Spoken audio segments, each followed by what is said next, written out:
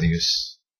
Bien, quiero invitarle a los que están sentaditos que por un momentito póngase sobre sus pies. Los que están sentados, los que están de pie se mantienen así.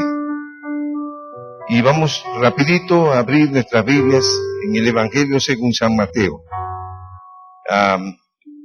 Venimos por varios viernes consecutivos y ya estamos terminando, ¿sí? Ya estamos terminando. La próxima ocasión que me vean un viernes aquí es para concluir uno de los temas más trascendentales que encontramos en la palabra de Dios y que se nos dejó como la máxima responsabilidad, sí, de parte de nuestro Señor Jesucristo sobre la vida de su iglesia. Aunque usted no lo crea, no solamente debemos ver esto como una responsabilidad, como una comisión, como dice allí, sino que el conocimiento de este mandato aún puede revolucionar tu propia vida, y revolucionando tu vida, revoluciona la de los demás. Aleluya. Gloria a Dios. Bien, quiero allí en el Evangelio según San Mateo, en el capítulo 28, voy a leer de una manera pausada, considerando a las personas que nos están visitando, ¿sí? Hay personas que nos visitan. Entonces, más que hacer un culto canzón o más que el culto, la misma palabra, queremos transmitirle, ¿sí?, el espíritu que Dios está impartiendo en esta congregación, ¿sí?, acerca de una gran responsabilidad que nos ha puesto en nuestras manos especialmente para estos tiempos. Bien, ahí en el Evangelio según San Mateo, en el capítulo 28, versículo 16, reza de la siguiente manera. Ese pasaje que se titula La Gran Comisión, reza de la siguiente manera: pero los 11 discípulos se fueron a Galilea, al monte donde Jesús le había ordenado.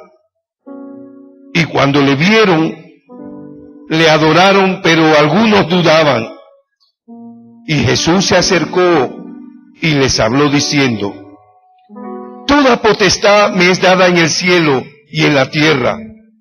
Por tanto, id y haced discípulos a todas las naciones, bautizándolos en el nombre del Padre y del Hijo y del Espíritu Santo, enseñándoles que guarden todas las cosas que os he mandado. ¿Sí? Hasta allí vamos a leer, ¿sí?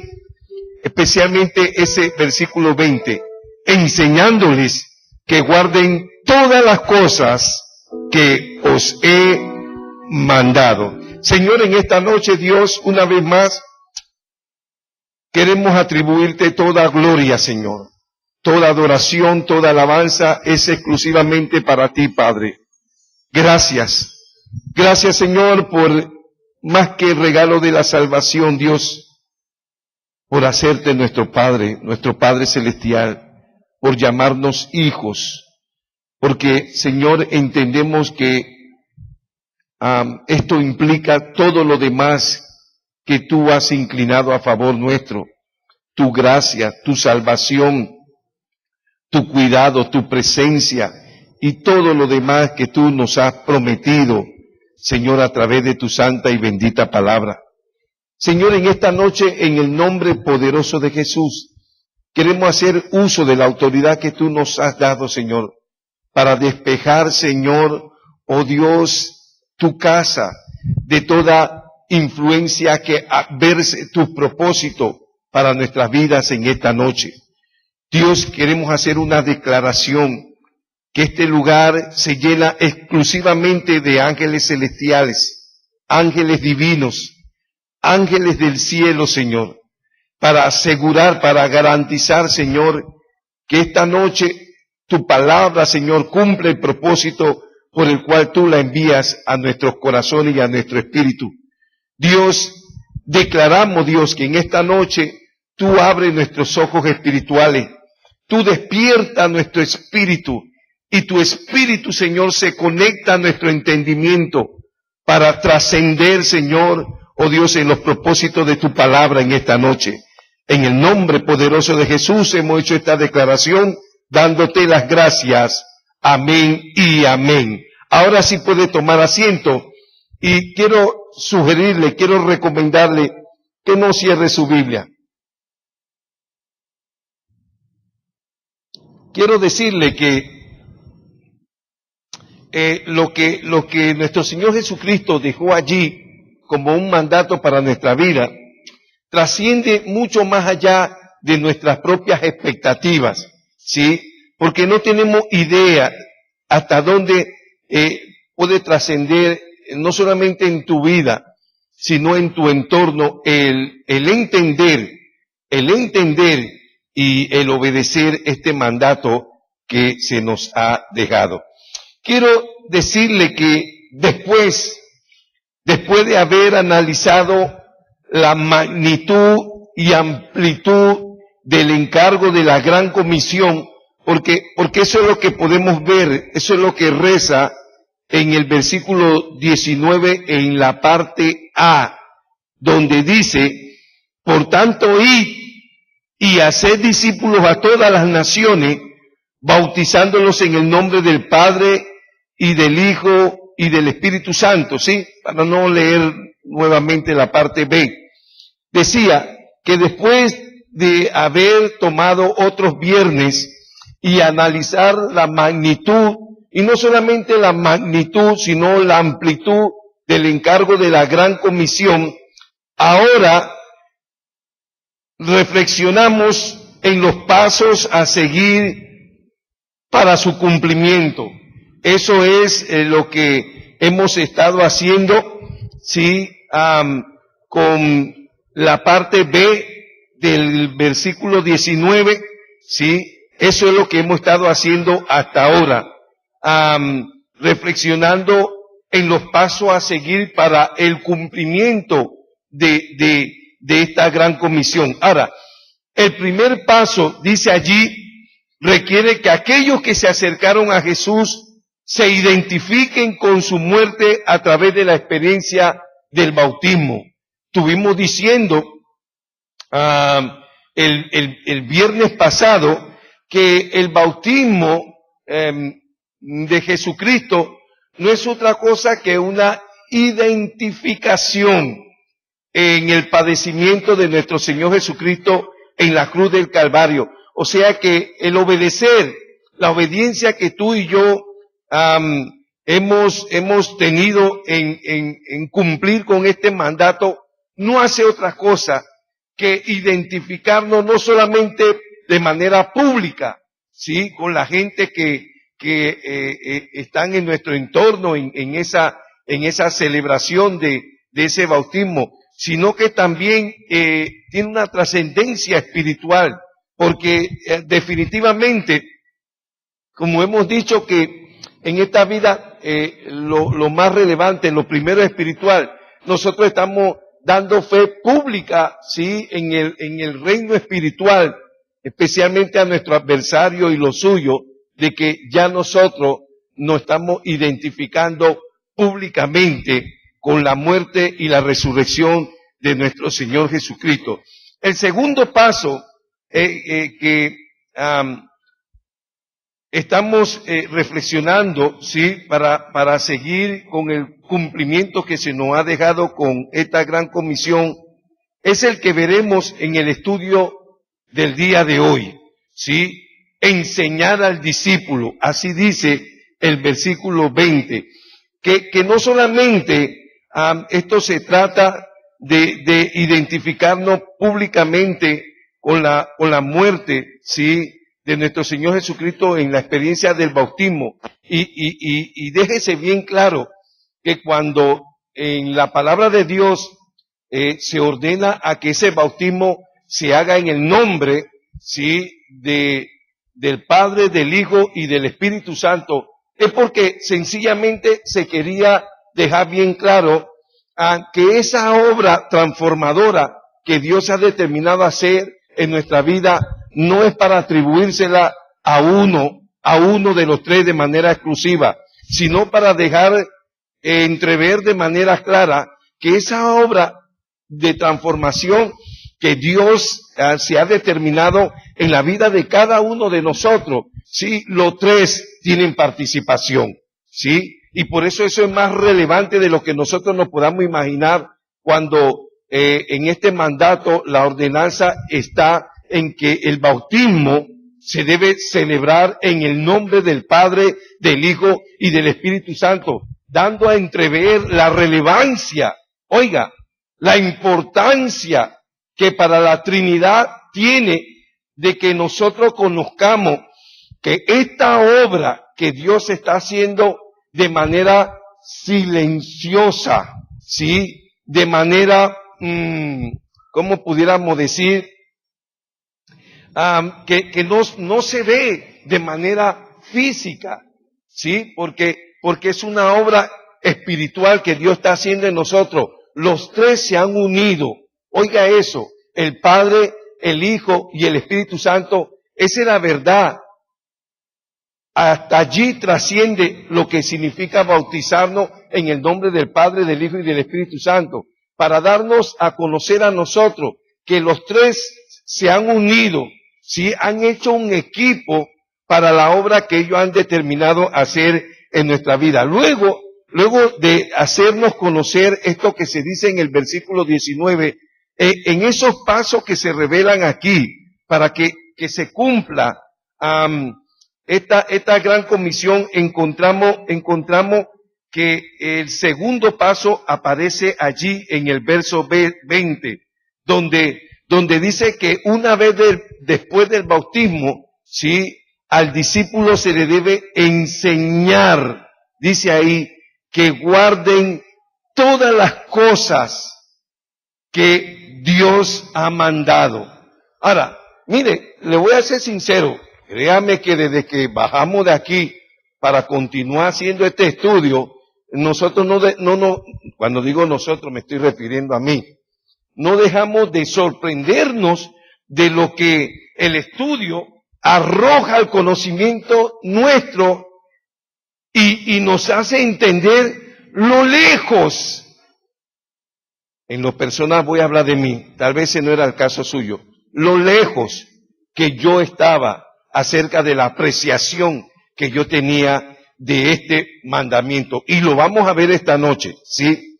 Bien, cuando aquí se establece como segundo paso para seguir el cumplimiento de esta gran comisión y se dice que se le debe enseñar al discípulo que guarden todas las cosas que Dios ha mandado.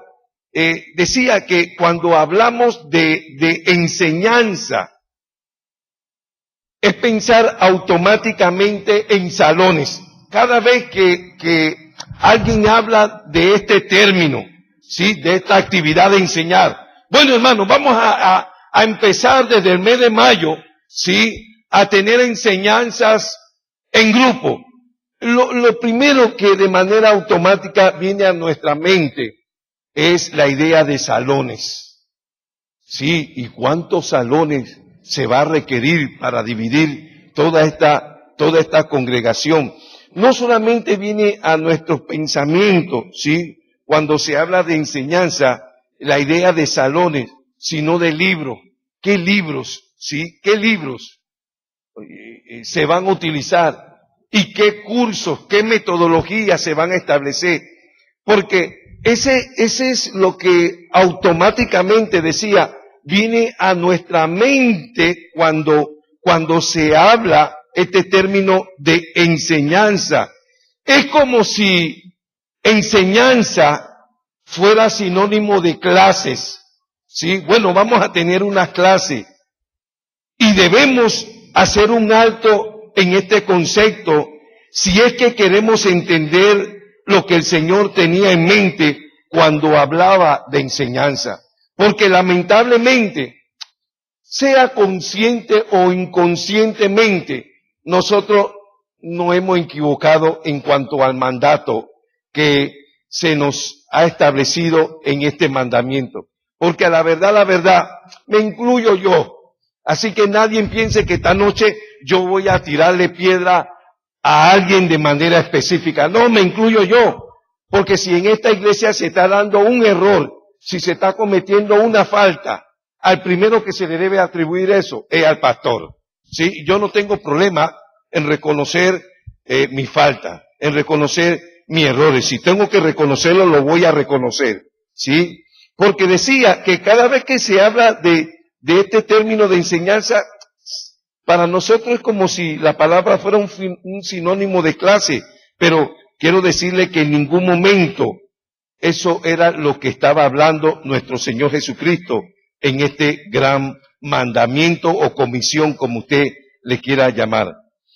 Aunque hasta ahora ninguno de los discípulos, escuche lo que voy a decir, había tomado cursos sobre pedagogía o técnicas de enseñanza, la metodología, ¿sí?, que ellos abrigarían para cumplir esta gran comisión, la habían visto demostrada en la vida y en el ministerio de nuestro Señor Jesucristo. Oiga lo que estoy diciendo, porque entiéndase que esta gran comisión no solamente se dejó para nosotros, primeramente allí dice, oiga lo que le estoy diciendo, oiga para que entienda todo lo que esta noche el Espíritu de Dios nos va a revelar por su palabra. Entiéndase que ciertamente esta gran comisión se nos dejó a todos y cada uno de nosotros como creyentes, como hijos de Dios, como cristianos, como discípulos que se entiende que debemos ser. Pero allí dice primeramente que esta comisión, que este encargo, léalo allí en el versículo 16, dice que se le dejó primeramente a quienes, a los 11 discípulos. Así que cuando el Señor le designa esta comisión, yo quiero tener presente, pero yo también quiero que usted tenga presente que hasta ese momento que se está hablando esto, ninguno de los discípulos había tomado algún curso de pedagogía o de técnica de enseñanza. No. En ningún momento dice la Biblia que el Señor le dijo, tomando en consideración, ¿sí? Tomando en consideración las clases particulares que yo le daba a ustedes, tomando en consideración, ¿sí? Los cursos de manera privada, en ningún momento. Entonces, ¿qué metodología se utilizaría para esta enseñanza que se están ordenando allí, que se le dé a los discípulos subsiguiente a ellos? Pues sencillo, hermano, sencillo. La metodología que ellos habían visto, ¿sí?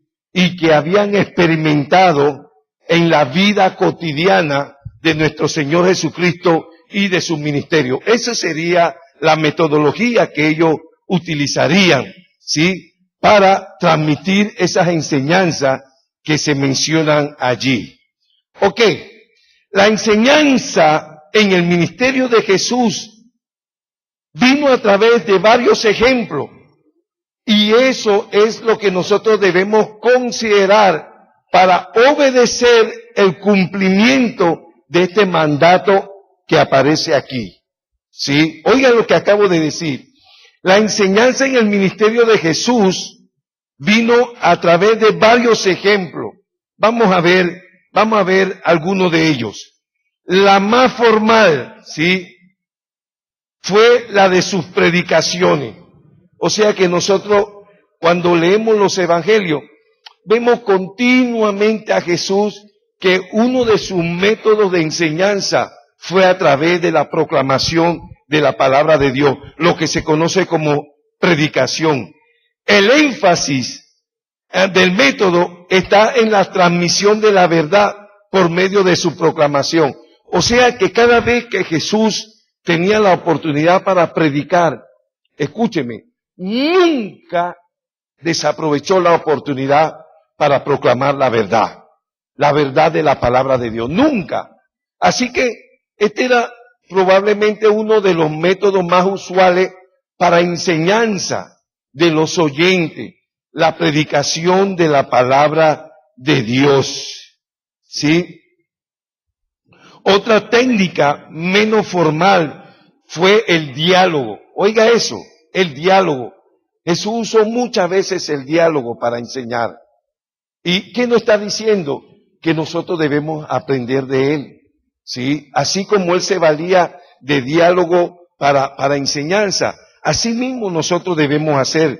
Los discípulos le traían, oiga, sus inquietudes y Jesús los guiaba hacia la verdad. ¿Qué significa eso, hermano? Que cada vez que alguien me trae una inquietud, estoy hablando como pastor, yo debo estar seguro de aprovechar esa oportunidad como lo hacía Jesús. En cada momento que un discípulo de él,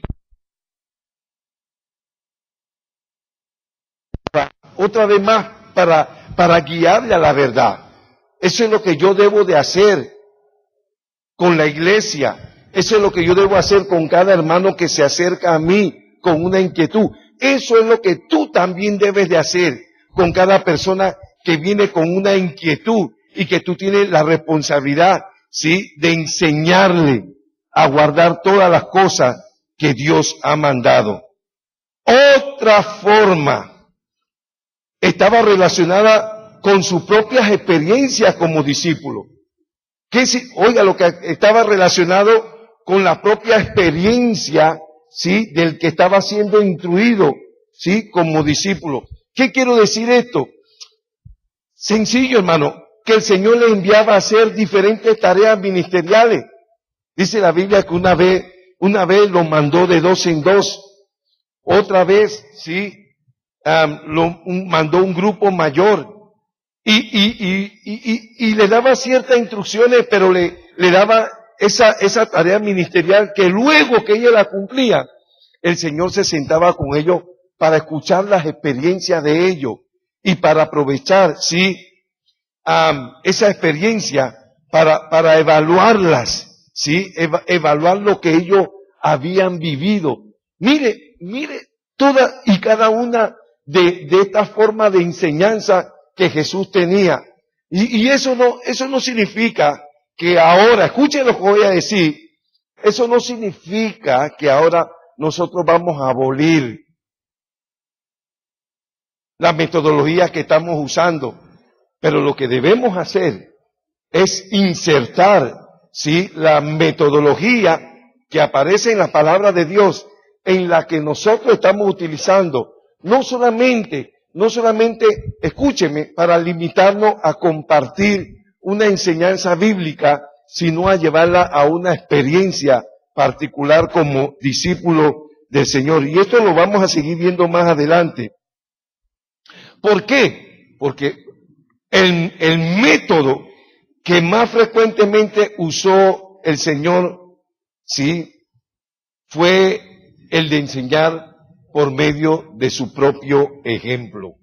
Oiga eso, el mejor de los métodos, sí, el que más frecuentemente usaba el Señor para enseñar a sus discípulos era con su propio ejemplo. Él nunca, oiga lo que voy a decir, él nunca dijo, véjame, sí, cuando yo estoy orando, o obsérvenme cómo yo me aparto para orar. No, nunca lo hizo. Pero aunque nunca lo hizo, nunca dejó de que la oración fuera algo primordial en su vida, fuera algo relevante en su vida. Acostumbró a enseñarle que a pesar de la responsabilidad grande que él tenía, nunca dejaba que le faltara tiempo para orar a su Padre Celestial. Oiga lo que estamos diciendo. O sea, que el ejemplo de Jesús como maestro a sus discípulos debe ser el mismo modelo, la misma metodología, el formato que se nos está guiando a nosotros para hacer con los discípulos. No decirle a una persona que la oración es parte de la vida de un cristiano y resulta ser que yo nunca, dígalo, oro. Yo nunca oro. por decir que no está en mi manera, ¿sí? En mi personalidad como cristiano, en mi diario, andar con el Señor. No está, hermano. No está. Jesús,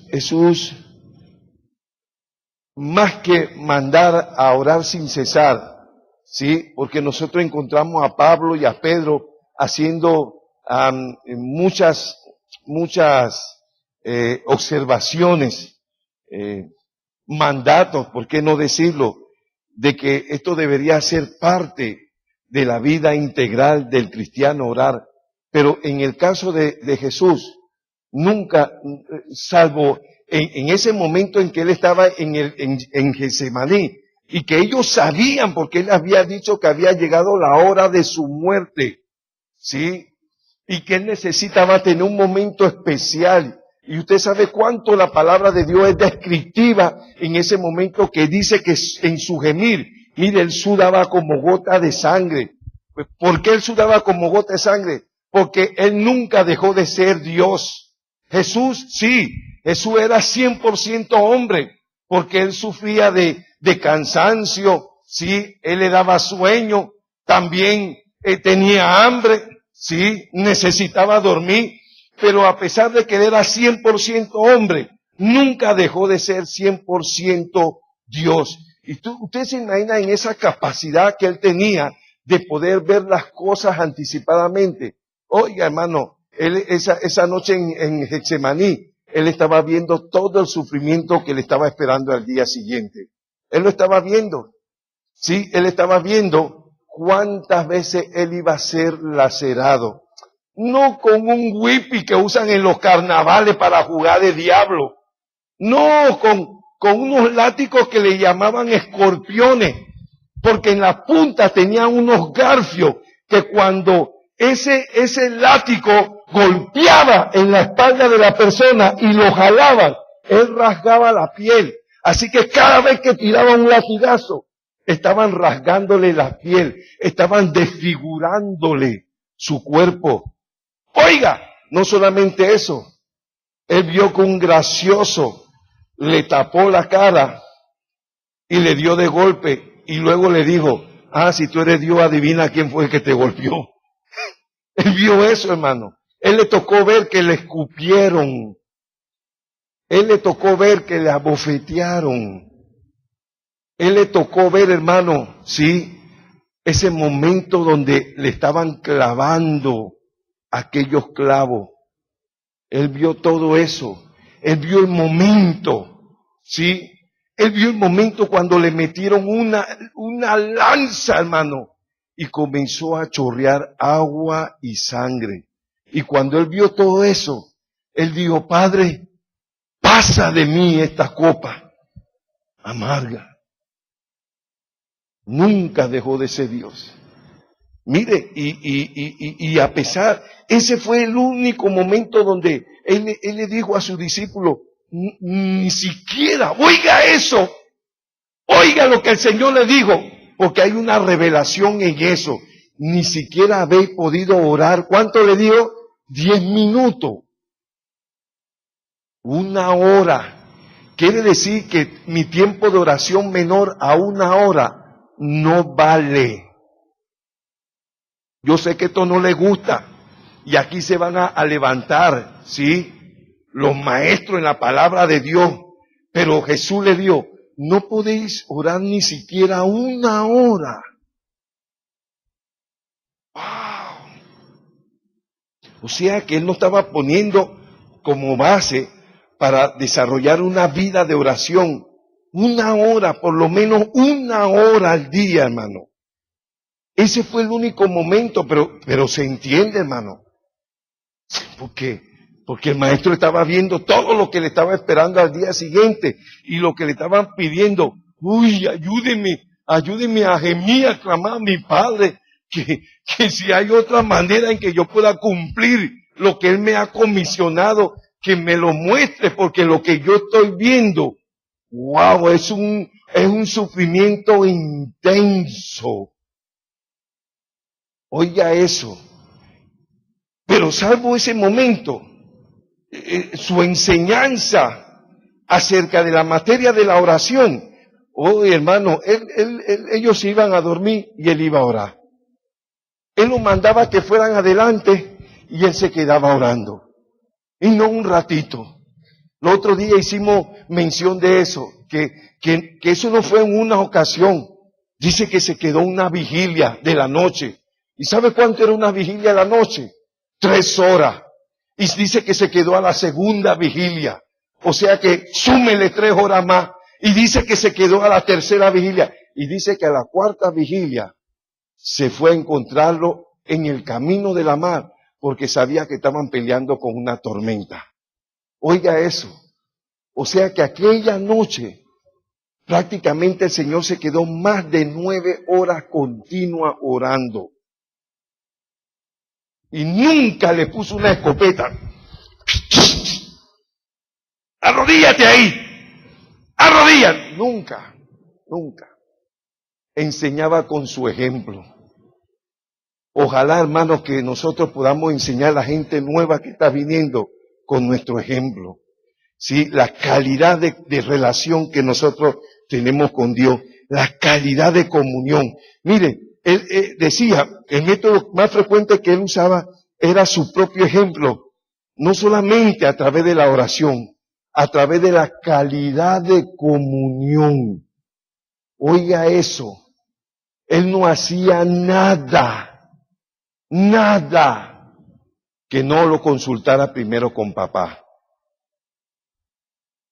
Hermano, a veces nos compramos unos muebles y a los 3 meses nos caímos y todo el mundo se está riendo. Y empezamos, yo soy un hijo de Dios, ¿por qué me tiene que pasar esto? O nos metemos en más de 1000 enrollos y estamos cuestionando a Dios. Pero ¿cómo no te va a pasar eso? Si no tuviste la fineza, la delicadeza de consultar con Dios antes de meterte en eso. Y estamos responsabilizando a Dios por eso. ¿Ah?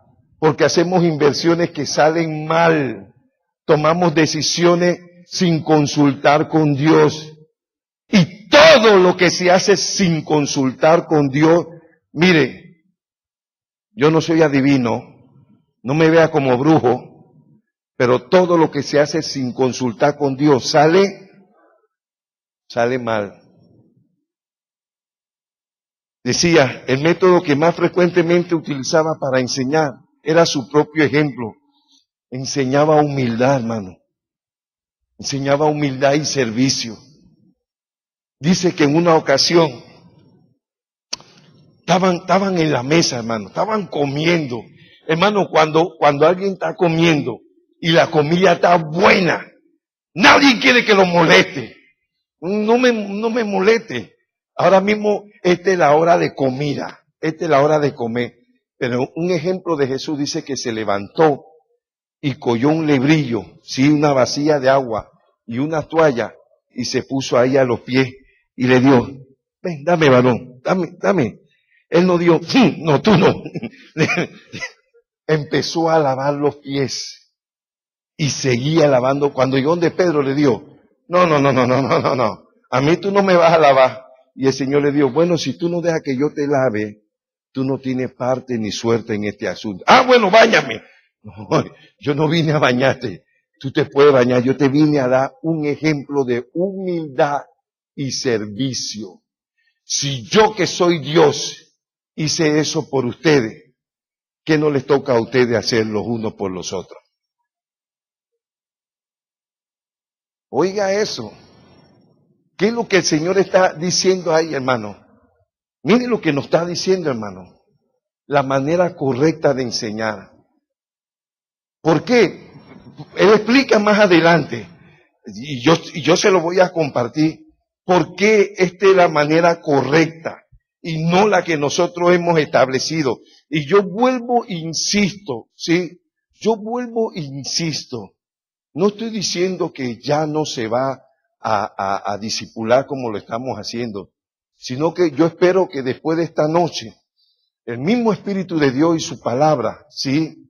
Trastorne nuestro discipulado. y nos lleve más que a las técnicas humanas a utilizar los modelos de Jesucristo. Si se puede hacer, claro que se puede hacer. Claro, porque Jesús lo hizo. Él le dijo, enseñándoles. Miren lo que él dijo, no en salones, porque yo nunca lo metí en salones. No con, como decía, con libros, no con técnicas, ¿sí? O cursos de hombre. No, sino como el Señor lo hacía. Ven para que tú veas cómo se comparte la palabra de Dios. ¿Sí? Ahora hazlo tú. Hermano, yo no. Si usted tiene años haciendo esto, bueno, está bien. Pero la próxima vez prepárate, porque te toca a ti. ¿Sí? No desaprovechaba una oportunidad. Venía alguien con un problema, como decía, utilizaba el diálogo. ¿Sí?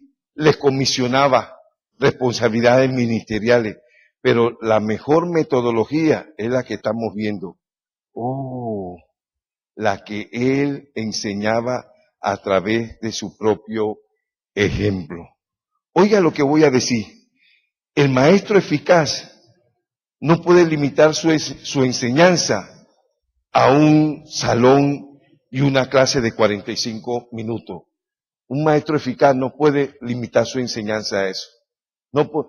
Mire, déjenme decirle, hermano, esta noche no estoy señalando a nadie, porque algo de lo que yo estoy bien claro, que en estos tiempos, Dios nos está mostrando, hermano, que muchas de las cosas que nos enseñaron nuestros padres espirituales estaban lejos del corazón de Dios.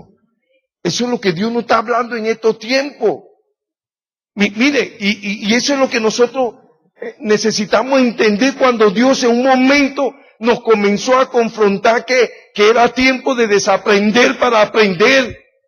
Dios nos estaba diciendo, mira eso que te enseñaron. Eso no funcionó. Porque si eso hubiera funcionado, el mundo entero hubiera sido convertido a Cristo. Pero eso no funcionó. Y Dios nos está hablando que llegó el tiempo de desaprender. Sí. Bueno, tú aprendiste lo que el hombre te enseñó. Ya, está bien, Dios lo aceptó.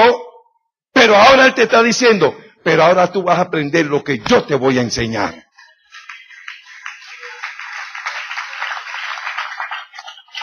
Yo quiero pensar que ese aplauso es para Dios. Yo no le he pedido aplauso a nadie. Yo quiero entender que usted ha entendido lo que Dios acaba de decir. Lo que antes enseñó, eso es lo que el hombre sí enseñó. Y eso se transmitió de generación en generación, y se estuvo haciendo por muchos años. Pero eso no cambió el mundo. Eso no cambió el mundo. Ahora sabe lo que hizo el Señor. Mire lo que hizo el Señor.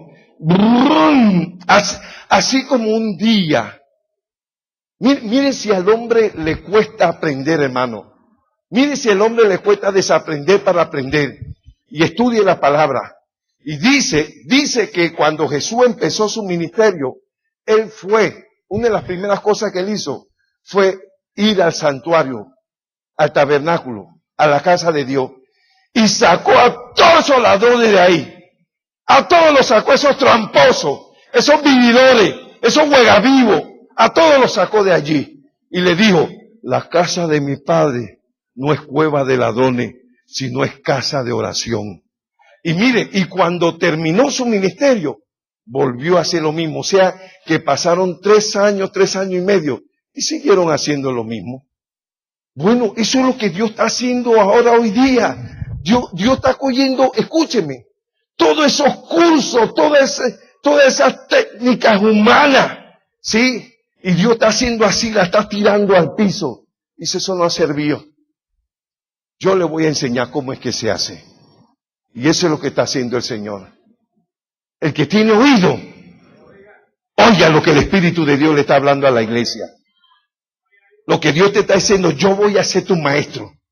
Yo sé que a ti te enseñaron, pero no te pudieron enseñar lo que yo te puedo enseñar. Y mire lo que el Señor nos está diciendo esta noche. Sí, está diciendo, olvídate de salones. Olvida, ¿qué significa eso? Que yo no tengo que estar aquí. Hoy la clase de discipulado la vamos a tener en el Parque de la Resurrección. Ahí hoy va a ser la clase. Allá, sí. Y si llueve, que llueva. El Señor quería que tuviéramos la clase con lluvia. Sí. Nunca vi, si encuentro un versículo que el Señor suspendió, sí, su obra ministerial por lluvia, dígamelo que le voy a dar un premio. Sí. Decía, miren lo que decía, por favor. Decía, el maestro eficaz no puede limitar su enseñanza a un salón o a una clase de 45 minutos. Y este llamado que se nos ha hecho a nosotros, mire, es para todo el pueblo de Dios. Eso no es para unos cuantos. O sea, que esto que Dios nos está diciendo no es exclusivamente para la gente que está al frente de la clase de discipulado. No lo tome así. Eso no es lo que el Señor está diciendo. Estos principios, estas verdades, es para todos y cada uno de nosotros que se nos ha comisionado la responsabilidad de tener discípulos. Mire, tener discípulos no es una opción, no es si yo quiero o tú quieres o alguien no quiere. Mire, tener un discípulo es una evidencia, es una señal de fruto en nuestra comunión con Dios, en nuestra relación con Dios. Si tú nunca logras tener un discípulo para Dios, es evidente que tu vida nunca dio fruto delante de Dios. Nunca dio fruto. Tú debes estar seguro, sí, como hay un dicho que no me presentaré delante de Dios con la mano vacía. Tú debes estar seguro que el día que tú te presentes delante de Dios, mira, estoy trayendo fruto, Señor. Estoy trayéndote fruto, porque eso es lo que le causa gozo al corazón de Dios. Gracias. Eso es lo que le causa gozo. Cuando tú traes fruto. ¿Sí? Cuando tú traes fruto. Mire, yo me gozo cuando va a traer un pocotón de gente. Pero ninguno de ellos se ha firmado. Eso le toca al Espíritu Santo. Lo que Dios está diciendo, haz lo que te toca a ti y yo voy a hacer lo que me toca a mí. Pero ¿cómo Dios va a hacer lo que le toca a Él si no queremos hacer lo que nos toca a nosotros, hermano? Tremendo. Ahora, si usted cree que eso queda allí, eso no queda allí. Mire lo que dice el versículo 20 en su parte A. Presten la atención, enseñándoles que guarden todas las cosas que os he mandado. El Señor es bien enfático en lo que dice allí, enseñándoles que guarden. Ahora, dentro de las instrucciones sobre la formación que se nos está dando aquí, Jesús especificó que en la enseñanza se debía procurar que los alumnos o los discípulos, como usted le quiera decir, guardaran todas las cosas que Él había mandado. Oiga, entiéndase lo que el Señor nos está hablando, ¿sí? En esas instrucciones de formación de discípulos, Jesús fue bien específico, hermano. Fue bien claro que en la enseñanza se debía procurar que los discípulos guardaran todas, no algunas cosas, todas las cosas que Él había mandado. Ahora, si nos detenemos, présteme atención, por favor. No sé si estoy yendo rápido. Si nos detenemos un instante en esta frase, en esa que está allí, que os he mandado, vamos a entender, hermano, que Jesús se refería, ¿sí? ¿A qué se refería el maestro? Una gran parte de lo que se enseña en la iglesia hoy día tiene el objetivo de informar, no de enseñar. Oiga lo que estoy diciendo. Mire, hoy en día la iglesia tiene más el objetivo de informar que de enseñar. Y usted quiere ver, para muestra un botón, cómo nosotros hemos querido extraer lo que nos conviene para informar a la gente que si tú das una muy buena ofrenda, Dios te va a bendecir. Pero literalmente eso no aparece en la palabra de Dios. Literalmente eso no aparece en la palabra de Dios. Lo que aparece en la palabra de Dios de manera repetitiva y en todas sus expresiones es que si yo oigo, yo escucho la palabra de Dios y no solamente la escucho, présteme atención, la guardo, pero no en mi vestido, en mi saco, la guardo en mi corazón para cuando esté allí, entonces yo la tenga siempre presente para ponerla por obra. Cuando yo haga esos 3 pasos, entonces la Biblia dice que yo voy a ser bendecido. Y no solamente que voy a ser bendecido, hermano, me especifica que tú no tienes que buscar la bendición. Dios te aclara que esa bendición te va a perseguir hasta que un día te va a alcanzar. No importa cuántas cosas tú hagas, consciente o inconscientemente, correcta o equivocamente, pero esa bendición te va a alcanzar. La bendición no solamente de oír y guardar su palabra, sino de ponerla por obra. Eso es lo que enseña la palabra de Dios. Pero la palabra de Dios nunca enseña, nunca. Pero, ¿qué es lo que estaba diciendo, hermano? Que más que enseñar, mire, más que enseñar, nosotros tergiversamos el propósito de la palabra de Dios y la hacemos, escuche, mire, le voy a mostrar de manera categórica, la hacemos más una palabra informativa, más que una palabra de enseñanza. ¿Sabe por qué? Porque la palabra tiene una promesa, que ella tiene un poder transformador. Pero ¿sabe cuándo yo la hago una palabra informativa? Cuando yo la leo, escúcheme, cuando yo la leo y yo te la digo, yo estoy haciendo de esa palabra una palabra informativa. ¿Por qué? Porque lo que dice aquí, yo te lo estoy transmitiendo a ti, pero yo nunca lo cogí para mí, para que transformara mi vida. Y como no transformó mi vida, tampoco va a transformar tu vida.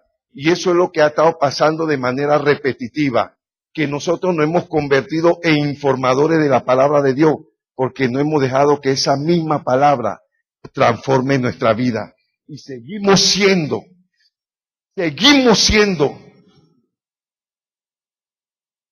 los mismos tramposos de antes, los mismos murmuradores, los mismos mentirosos, los mismos ladrones. Todas esas cosas seguimos siendo, porque nosotros hemos visto la Biblia como un medio de información y no como un medio de transformación. Porque mire el silencio que hay. Si hubiera pasado una mosca por aquí, gracias a Dios no hay mosca, se hubiera oído volar la mosca. Pero eso es resultado que Dios está hablando a través de su palabra. ¿Sabe por qué la palabra de Dios no cambia mi vida? ¿Sabe por qué nunca ha cambiado tu vida? Porque tú la lees y la enseñas como un medio de información. Dios dice, pero vaya a saber si es verdad, porque yo todavía no he experimentado eso. Eso es lo que estamos diciendo. Cuando la palabra de Dios, escúchame, cuando la palabra de Dios no ha podido cambiar tu vida, es porque tú no la lees como un medio de transformación, sino como un medio de información. ¿Y cómo así como un medio de información? No, que tú le puedes hablar a todo el mundo de esa palabra, porque tú la conoces, y tú hablas de ella como algo informativo, pero no en la esencia de ella que tiene un poder transformador. Oiga lo que Dios nos está diciendo esta noche. Yo cuando yo estaba haciendo mi bosqueo, yo dije, wow, hasta a mí mismo me está hablando el Señor, porque yo nunca lo había visto así. Nunca. Porque nos podemos escuchar, podemos convertirnos en medios informativos. Escúchame, creyendo que estamos enseñando la palabra. Por eso Jesús nunca cogió esa metodología. Escúcheme, Jesús nunca cogió la metodología de buscar un salón, ¿sí? Y buscar unas clases y algunos, ¿cómo decirle? Algunas enseñanzas, más que enseñanza, métodos, ¿sí? Son métodos de hombre. Él se concretó a enseñar con su propio ejemplo. O sea que él estaba evidenciando, ¿sí? Que la palabra que él enseñaba no era una palabra informativa, era una palabra que tenía un poder transformador. Y eso es lo que nosotros necesitamos entender, ¿sí? Lo que conlleva esa expresión, enseñándole que guarden todas las cosas que os he mandado. Decía que una gran parte de lo que se enseña en la iglesia hoy día tiene el objetivo de informar. Oiga, más que de transformar una vida. Sin embargo, Jesús nunca tuvo el objetivo de informar a los discípulos lo que ellos querían oír o lo que ellos querían saber. Y le voy a decir algo, oiga lo que voy a decir, en más de una ocasión, y le voy a hablar con ejemplo, en más de una ocasión, los mismos discípulos lo presionaron para que Jesús les diera información. Y Jesús los ignoraba. ¿Cómo así? En más de una ocasión, voy a hacerle referencia a una. En una vez le preguntaron, Señor, ¿y estos serán los tiempos en que Israel será restaurado? El Señor ni le contestó. El Señor le dijo, a usted no le toca los tiempos, saben los tiempos ni las sazones. Eso está en la sola potestad de mi Padre. ¿Qué ellos querían? Sí, ellos querían trastornar lo que el Señor estaba enseñándole, sí, tratando de sacarle información al Señor, que el Señor le dijo claramente, eso no le toca a ustedes saber, eso está en el corazón de mi Padre, eso está en su sola potestad. Y así, hermano, nosotros hemos querido hacer y hemos hecho, sí, en ver la palabra de Dios como un medio informativo. Todo lo que allí dice, verlo de esa manera y transmitirlo de esa manera. Pero, ¿sabe lo que el enemigo ha logrado? Que con esta postura nuestra le hemos quitado la eficacia a la palabra de Dios. Porque la palabra de Dios no es un medio informativo, es un medio de transformación. Dios ha dicho, y ella no volverá a mí vacía. Oiga, hermano, mire, yo no sé por qué en este tiempo Dios me puso a hablar de esta gran comisión, que todo va hilado con lo que Dios está hablando acerca de su palabra. ¿Usted cree que eso es casualidad? ¿Usted cree que es casualidad que este ministerio se llame Palabra de Vida? ¿Usted cree en las casualidades? Si usted cree en la casualidad, usted cree en la brujería. Porque esto no es casualidad. Esto es causalidad. Esto tiene una causa, ¿sí? Y cada uno de nosotros debemos ser entendidos a lo que Dios nos está dirigiendo, a lo que Dios nos está enfocando. Oiga eso. Decía, hoy día las iglesias se han convertido más en ente informativo, ¿sí? Que una institución de transformación.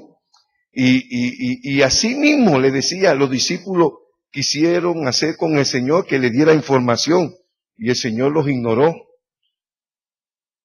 Las enseñanzas de Jesús eran una serie de mandamientos, oiga, que tenían como objetivo producir obediencia. Oiga esto, hermano. ¿Por qué? Porque la Biblia dice que en la obediencia está la bendición. Oiga, las enseñanzas de Jesús no tenían otra cosa sino la finalidad de instruirnos en una serie de mandamientos. Miren, mandamientos, mandatos, ordenanzas, ¿sí? Que tenían como objetivo producir obediencia. ¿Qué significa eso? Que en cada mandato de Dios se revela el espíritu de obediencia de nosotros. Oiga eso. Cada mandamiento de Dios muestra si en nosotros hay un espíritu de obediencia o un espíritu de rebeldía. Eso es lo que revela cada mandamiento de Dios. producir una transformación en la vida de aquellos que escuchan la palabra es uno de los objetivos primordiales de nuestro Señor Jesucristo. Oiga lo que estamos diciendo. Y termino diciendo, oiga lo que voy a terminar diciendo. De nada sirve que los que nos oyen queden solamente entusiasmados con la enseñanza, si es que van a seguir viviendo de la misma manera. De nada sirve. De nada sirve que lo que nosotros estamos enseñando solamente produzca entusiasmo en la vida de la persona. Y déjeme decirle, perdóneme con todo el respeto, me incluyo yo, ¿sí? Yo soy el primero en incluirme. De nada sirve que lo que yo estoy predicando, lo que yo estoy enseñando, ¿sí?, se limite a producir más que entusiasmo. Y al día siguiente, la gente sigue viviendo la misma cosa. De nada sirve. Ese nunca fue el objetivo de Jesús. El objetivo de Jesús es que su palabra, una vez más, escúcheme, hermano, es el énfasis que Dios nos viene haciendo durante todo este último tiempo, que su palabra provoque una transformación en nuestra vida. De evidente, mira, escúchame, escucha lo que voy a decir. Si escuchar en todo tiempo la palabra de Dios no está cambiando tu vida, tienes un serio problema. Ahora, es cierto que no todos van a cambiar de la misma manera. Uno va a hacerlo más rápido que otro lo va a hacer más lento que el otro. Todo eso depende de la sensibilidad de tu corazón. ¿Sí? Una vez más, ya eso lo hemos dicho 1,000,000 de veces. Pero la palabra sigue teniendo un poder transformador. Algunos lo harán más rápido, en otros lo harán más lento. Pero, si escuchar una y otra vez la palabra de Dios, y eso no está cambiando en nada tu vida, es mejor que te acerque a alguien que te puede ayudar. Porque algo está pasando, algo serio está pasando en tu vida. Y voy a concluir con un pensamiento. Y yo me gustaría que usted lo copiara, ¿sí? Para que lo tenga presente. La palabra no nos han sido dadas para nuestra información, sino para nuestra transformación. Oiga lo que acabo de decir. La palabra de Dios no se nos ha dado a nosotros para información, sino para transformación. Y si esa palabra no está transformando tu vida, mejor empieza a ver eso como el problema más serio de tu vida. ¿Cuántos oyeron lo que acabamos de decir? Hermano, esto no es para achicopalar a nadie. Esto no es para lastimar a nadie. Esto no es para herir ni ofender a nadie. Esto es para amonestar la atención de nosotros, si no estamos prestando atención. ¿Sí? Que Dios no está hablando que su palabra no es para suministrarnos información, sino para provocarnos una transformación. Y si están pasando los días, si están pasando las semanas, si están pasando los meses y están pasando los años y tu vida no está siendo transformada, entonces necesitas acercarte a alguien que te pueda ayudar. Ahora, escúchame, usted me va a preguntar a mí, tú me vas a preguntar a mí, pastor, ¿usted no tiene problema? Dígamelo. ¿Usted no tiene problema? Claro que sí, yo tengo problemas, pero mis problemas no son los de mi vida pasada, son los de mi vida presente. Pero no puede ser, hermanos, que nosotros tengamos años en el Señor y estamos teniendo los mismos problemas de nuestra vida pasada. Eso no es normal, eso no es natural, ese es un problema bien serio. Y aquí nosotros siempre hemos tenido la puerta para atender a todos los que nos traigan su problema. ¿Sí? Incline su rostro en esta noche. Quiero invitar al ministerio musical que suba, por favor. Así con sus rostros inclinados y sus ojos cerrados. Si usted no sabe esta verdad, que se la voy a repetir en esta noche. ojalá a partir de esta noche la tenga presente. Hay una gran verdad en lo que enseña la palabra de Dios, que nosotros gozamos de una promesa que reza en la palabra de Dios, que ninguno nos presentaremos delante de Dios y seguiremos siendo lo mismo. O sea, no depende de Dios ni depende de mí, depende de ti, que tú salgas esta noche de este lugar como tú entraste a este lugar. Eso no depende de Dios ni depende del pastor, eso depende de mí, que nosotros salgamos esta noche de este lugar como entramos. Uy, ¿sabe por qué? Porque yo he aprendido que no se puede estar delante de Dios. Oiga lo que estamos diciendo. No se puede estar delante de Dios y seguir siendo la misma cosa. No se puede. No se puede, hermano. Porque si de veras tú estuviste delante de Dios, algo tuvo que transformar tu vida. En algo tu vida fue transformada. Porque de eso se trata el poder transformador que tiene la palabra de Dios. Pero si nosotros salimos de este lugar como entramos, hermano, entonces el problema no es la palabra, el problema es mi corazón. Pero déjame decirte que aún para ese problema Dios tiene solución, ¿sí?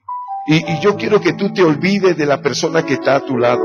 Aún olvídate, si tú invitaste a alguien esta noche, olvídate por un momento de esa persona.